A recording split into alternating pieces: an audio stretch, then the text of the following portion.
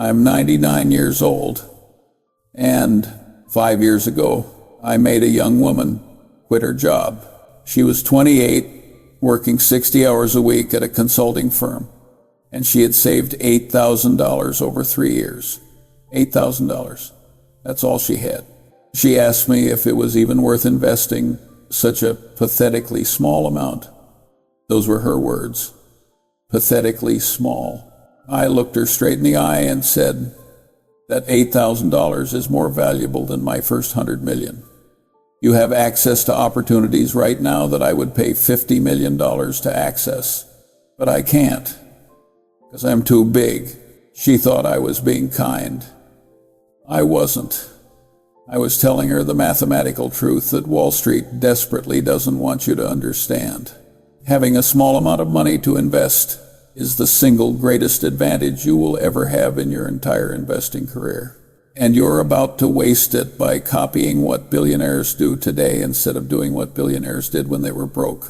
Let me tell you about a letter I received in 1959 that changed everything about how I think about small money. It was from a man named Henry, a school teacher in rural Nebraska. He had read something I wrote about investing and wanted advice. He had saved $2,000 over 8 years of teaching. $2,000. His entire life savings. He asked me what he should do with it. Should he buy blue chip stocks? Should he put it in bonds? Should he wait until he had more? I wrote him back with an idea that sounded crazy. There was a small furniture store in Omaha that was struggling. The owner wanted to retire. The business was profitable but tiny. Too small for any bank to finance. Too small for any investor to notice. I told Henry to offer the owner $1,500 for a 20% stake in the business, with an agreement to help run it on weekends. Henry thought I was insane. He was a school teacher. He knew nothing about furniture, but he trusted me, and he made the investment. That furniture store is still operating today. Henry's 20% stake has paid him over $600,000 in distributions over 65 years. His children inherited the stake when he died. They still receive checks every quarter. $1,500 turned into $600,000. Not because Henry was a genius, but because he understood something that most people never figure out. Small amounts of money deployed intelligently in spaces that large investors cannot access can generate returns that become mathematically impossible once you have serious capital. Here's what keeps me awake at night. I can never make that investment again. Not because the opportunity doesn't exist, but because I'm managing billions of dollars now, and a $1,500 opportunity is meaningless to me. I have literally been priced out of the best investments I ever made by my own success. That young woman with $8,000, she can still access these opportunities. She can still find the tiny cracks in the market where large institutions cannot fit. She has the advantage that I lost 40 years ago. And if she wastes it by buying index funds and waiting for her money to grow at 7% a year, I will haunt her from my grave. Drop a comment right now with your city and exactly how much money you have available to invest. Even if it's only $500. Even if it's only $200, even if you're embarrassed by how small the number is. Write it down. Promise me you'll watch every single word of this video, because I'm about to share the 3 specific principles I use to generate 50% annual returns with amounts so small that my current net worth makes them invisible. And I'm going to show you exactly why these same principles become mathematically impossible to execute once you cross certain capital thresholds. The young woman who takes time to understand this might be richer than you in 20 years. Not because she's smarter, not because she works harder, but because she understands something about small money that most people never figure out until it's too late. There's a conspiracy of silence in the financial services industry about small amounts of money, and I'm going to break that silence right now. Why? Because I'm 99 years old. I have no business relationships to protect. I have no products to sell you. I have nothing to gain by lying to you and everything to gain by telling you the truth before I die. The conspiracy is this. Financial advisors and investment firms want you to believe that small amounts cannot generate meaningful returns, that you need at least $10,000 or $50,000 or $100,000 before you can really start investing, that until you reach those thresholds, you should just keep your money in a savings account earning nothing. They need you to believe this for two reasons. First, they cannot make enough fees managing $5,000 to make it worth their time. So they want you to wait until you have more. They want you to save up. They want you to delay, because delay benefits them, not you. Second, and this is the part they will never admit, they genuinely don't know how to invest small amounts profitably. Their entire training, their entire infrastructure, their entire career is built around institutional scale investing. They literally cannot access the markets and opportunities where small money generates the highest returns. So they pretend those markets don't exist. The truth is exactly opposite.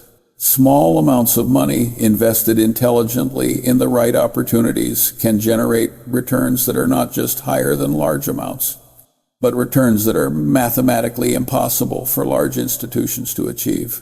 Warren Buffett, the greatest investor of our generation, has stated publicly and repeatedly that if he were managing small amounts of money today, if he had $1 million instead of $100 billion, he could easily generate 50% annual returns. Not 5%, not 10%, not 15%, 50%. Why? Because he would have access to thousands of opportunities that are completely worthless to him at his current scale, but would be spectacular for someone with $1 million or less. The opportunities don't disappear as markets get bigger. The opportunities disappear as your capital gets bigger. Your small amount of money is your ticket into a world that billionaires are permanently locked out of. The mathematical reality that nobody explains to small investors is this: you don't need to find opportunities that can absorb $100 million profitably. You need to find opportunities that can profitably absorb your $5,000 or $10,000 or $50,000. And that completely changes your universe of possibilities. When Berkshire Hathaway evaluates a potential investment today, we need opportunities that can productively put at least $3 billion to work. $3 billion, that's not a typo. We cannot even look at an opportunity unless it can meaningfully move the needle on a $100 billion portfolio, which means we need investments that can absorb billions. This requirement eliminates 99.9% of all businesses and opportunities in the world. We can only invest in the very largest companies that are covered by hundreds of professional analysts, traded by millions of investors, priced very efficiently by the market. Meanwhile, there are literally thousands of small businesses, local opportunities, and specialized situations that would be perfect for someone with $10,000, but are completely useless to me. Let me paint you a specific picture that illustrates this exactly. There's a small car wash in suburban Ohio, family owned for 35 years. The founder just turned 72. His kids don't want the business. He's tired. He wants to retire. The business generates $180,000 in annual profit. It has no debt. The equipment is paid off. The land is owned free and clear. And he's willing to sell the whole thing for $400,000 because nobody else has made an offer. That's less than 2.5 times earnings for a stable cash-generating business. That's a spectacular price. Now, can Berkshire Hathaway buy this car wash? No. The opportunity is too small. We would spend more on legal fees evaluating it than the entire business is worth. Can a private equity firm buy it? No. Their minimum investment is $50 million. This is beneath their notice. Can a wealthy individual investor buy it? Probably not. Anyone with $10 million isn't going to spend their time running a car wash in Ohio. But someone with $50,000, someone willing to put in the work, someone who could buy a small stake and help manage it, that person just found an opportunity to generate 30% or 40% returns for the next 20 years. These opportunities exist everywhere, in every city, in every industry. hiding in plain sight, ignored by everyone with money because they're too small to matter. But they matter to you because you're small, and being small is your superpower. The first principle of small investor advantage is this: fish where the big boats can't go. Let me explain what I mean by efficient and inefficient markets, because this is fundamental to everything. An efficient market is one where prices reflect true value, where hundreds of analysts study every detail, where millions of dollars flow in response to any new information, where finding a mispriced opportunity is nearly impossible. Apple stock is an efficient market. Google is efficient. The S&P 500 is efficient. Thousands of the smartest people in finance spend their careers studying these investments. The prices are almost always right. An inefficient market is the opposite. Few people study it. Information is scarce. Prices are often wrong. Opportunities hide in plain sight. That car wash in Ohio is an inefficient market. That furniture store in Omaha was inefficient. Small businesses, local real estate, specialized niches, anywhere the big money cannot fit. Here's the mathematical reality that governs all investing. Your potential return is directly proportional to the inefficiency of the market you're investing in. In an efficient market like the S&P 500, you can expect maybe 7 to 10% annual returns over the long term. That's not bad, but it's not life-changing. In an inefficient market, where you have genuine information advantages and prices are frequently wrong, 50% returns are not just possible. They're common for people who do the work. The tragedy is this: most small investors spend all their time fishing in the most efficient markets in the world. They buy Apple, they buy index funds, they buy whatever stock CNBC is talking about that day. They're competing against Goldman Sachs and Renaissance Technologies and every hedge fund on Wall Street. They're fishing in waters where billion-dollar boats have already caught everything worth catching. Meanwhile, the inefficient waters where they could actually catch something big, those waters are empty because nobody with real money can fit there. When I was starting out with tiny amounts of capital in the 1950s, I read through Moody's Industrial Manual, page by page, thousands of pages, looking for companies that were so small, so obscure, so ignored that nobody else was paying attention. I found companies trading below the value of the cash they had in the bank. I found companies paying dividends that exceeded their stock price.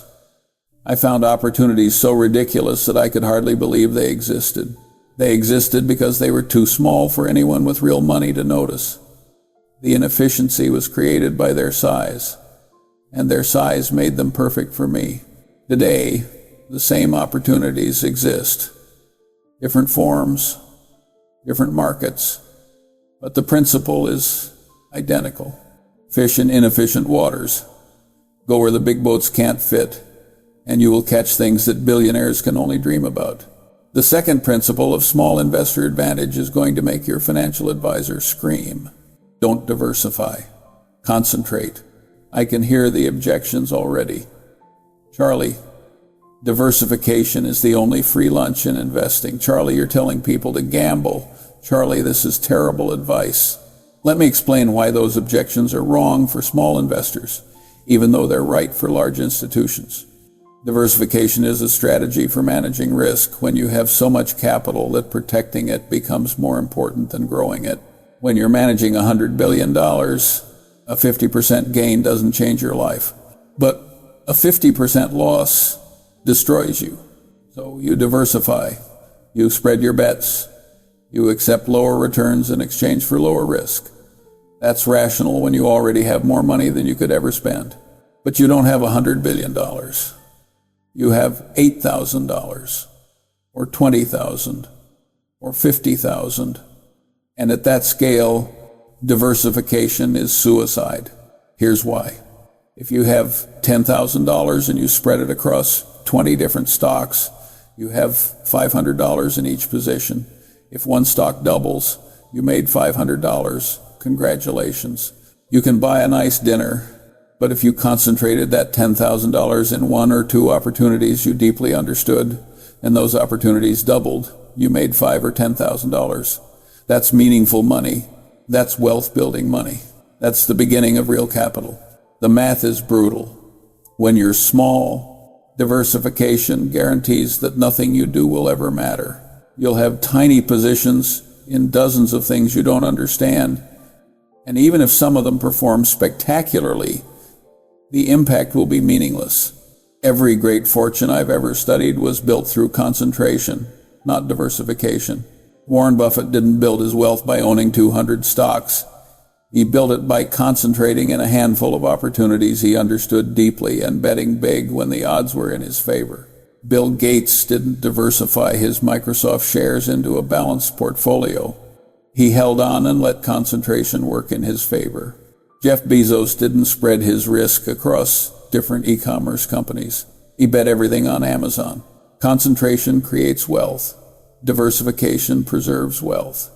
And when you have nothing to preserve, when you're starting from small amounts, concentration is your only path to something meaningful. Now, let me be clear about something important. I am not telling you to gamble. I am not telling you to put your money in things you don't understand. I am not telling you to take reckless risks. I am telling you that spreading your ignorance across 20 different investments is not safety. It's the illusion of safety. True safety comes from concentrating in things you understand completely and deeply, from knowing more about your investments than anyone else, from having such thorough knowledge that the risk isn't really risk anymore. Henry didn't diversify when he bought that furniture store stake. He concentrated. He put most of his money in one bet, and that bet paid off for 65 years because he understood what he was buying. That's the second principle. Concentrate your small capital in opportunities you understand deeply. Make your bets matter. The third principle is the hardest one to accept emotionally, but it's mathematically irrefutable. When you find a truly great opportunity, swing for the fences. Don't take small positions. Don't hedge your bets. Don't be timid. Bet big. I know this sounds reckless. It's not. Let me explain the math. In your investing career, you will find maybe 5 to 10 truly spectacular opportunities. Opportunities where you have a genuine edge, where the odds are heavily in your favor, where the downside is limited and the upside is enormous. These opportunities are rare. They might come once every few years, maybe less often. When they appear, you have two choices. Choice one, you can make a small, cautious bet. Put in 5% of your capital, feel safe, minimize your risk, and when the opportunity plays out exactly as you predicted, you'll make a nice return on a tiny position that barely moves the needle on your net worth. Choice two, you can recognize that this is one of the rare moments when the odds are genuinely in your favor, and you can bet 30% or 40% or even 50% of your available capital on it. The people who build serious wealth from small amounts always choose option two. Always. I've made most of my fortune from maybe a dozen big bets over 70 years. Not hundreds of small bets. A dozen big ones. Moments when I saw something others didn't. When the odds were overwhelmingly in my favor. And I had the courage to bet meaningfully. Warren is the same. He talks about his 20-slot punch card. The idea that you only get 20 investment decisions in your entire life. If you had a card with 20 slots, and every time you made an investment you had to punch one slot, you would think much more carefully about each decision. That's how you should think about investing small amounts. You don't need to make 50 bets a year. You need to find 2 or 3 truly outstanding opportunities and bet on them with conviction. Most people do the opposite. They make tiny bets on everything. They spread their capital so thin that nothing matters. They're so afraid of losing that they guarantee they'll never win. Fear of concentration is the single biggest reason small investors stay small. They have the chance to build real wealth, but they're too timid to take it. That's the third principle. When you find something truly great, swing for the fences. Make it count. Here's the specific implementation strategy that ties all three principles together into a system you can execute starting today, with whatever amount you have available. Even if it's only $1,000. This is exactly what I told that young woman with $8,000. And it's what I wish someone had told me when I was 25. Step 1. Choose one specific domain where you can develop genuine, world-class, expert-level knowledge. This needs to be narrow enough that you can realistically become the smartest person you personally know in that specific focused area. Don't try to be an expert in the stock market. That's too broad. Don't try to master real estate. That's too broad. Don't try to understand small businesses in general. Too broad. Choose something much more specific and focused. Maybe you work in healthcare. So you decide to focus exclusively on small medical device companies with revenues under $20 million. Maybe you live near a major university. So you focus exclusively on student housing within 2 miles of campus. Maybe you've managed restaurants for 10 years, so you focus on distressed restaurant businesses in your city that might be for sale. This specific domain doesn't matter nearly as much as choosing something narrow enough that you can actually master it completely over time. Step 2, spend the next 12 months minimum becoming the absolute expert in your chosen domain. Read every book, every industry report, every trade publication, every blog, every research paper you can find about your domain. Talk to every person you can find who works in that industry or invests in that space. Visit every business or property you can access. Build a detailed database tracking every opportunity, every transaction, every comparable sale. Most people skip this step completely because it's hard work with no immediate financial payoff. It's honestly pretty boring. But this is where you build the knowledge that will let you recognize outstanding opportunities when they appear. When Warren was starting out, he read every single page of Moody's Industrial Manual twice, cover to cover. This unglamorous, tedious work of building deep expertise is what separates investors who generate 50% returns from investors who generate 5% returns. Step 3. After at least a year of building expertise, wait patiently until you find one opportunity that meets strict criteria.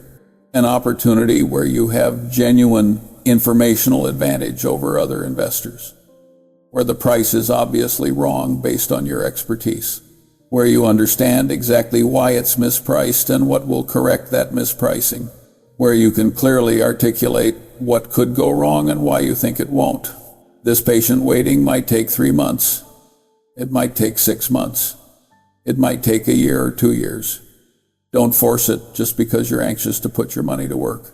The worst investments happen when people feel pressure to act and settle for mediocre opportunities. Keep your money in treasury bills, earning risk-free interest, and wait until you find something perfect. Step 4. When you find that perfect opportunity, bet 25 to 50% of your available capital on it. This will feel terrifying the first time you do it. Your friends will say you're crazy. Your family will worry. Financial advisors will tell you you're violating every rule of prudent investing. Ignore them. If you've genuinely done the deep work in steps 1 through 3, if you truly understand what you're buying better than almost anyone else, if the opportunity genuinely meets your strict criteria, then betting meaningfully is not reckless. It's the only rational choice. Step 5. Practice absolute, unwavering patience while your investment works. This might take months. It might take years. It might take a decade. Henry's furniture store investment has been paying him for 65 years.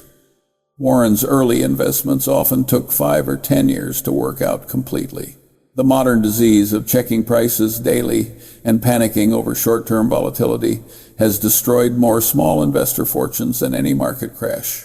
If you've bought genuine quality at reasonable prices after doing serious work, time becomes your friend and patience becomes your competitive advantage. Don't check prices daily. Don't panic during corrections. Don't sell just because something went up 20%. Just wait. Let genuine quality compound over years and decades. I'm 99 years old. I've spent 7 decades watching people invest money in every conceivable way. The ones who build serious, life-changing wealth starting from small amounts all follow the same pattern without exception.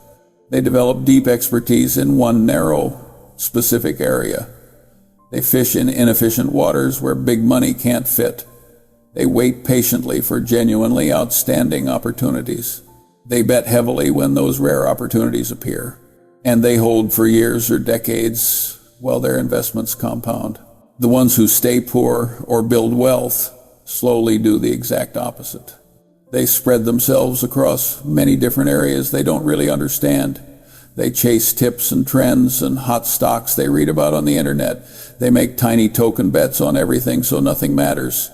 And they panic and sell during inevitable corrections. Your $5,000, your $8,000, your $20,000, whatever you have right now, is genuinely more valuable than my first 100 million, because you still have access to all those inefficient markets, all those concentrated positions, all those big swings on compelling opportunities that created every fortune I've ever seen built. Don't waste that advantage by pretending you're an institutional investor. You're not. You're small. And being small is your superpower, if you understand how to use it properly. That young woman I talked to, she quit her consulting job 3 months later. She took her $8,000 and bought a small stake in a struggling cleaning service company near her hometown. The owner was 68 years old and wanted out. She spent nights and weekends learning the business, finding new clients, improving operations. Within 2 years, her $8,000 investment was worth $60,000. Within 5 years, it will probably be worth several $100,000. That's what small money can do, and it's deployed intelligently in inefficient markets by someone willing to concentrate and swing for the fences. The opportunity is yours. The advantage is yours. The superpower is yours. Don't waste it.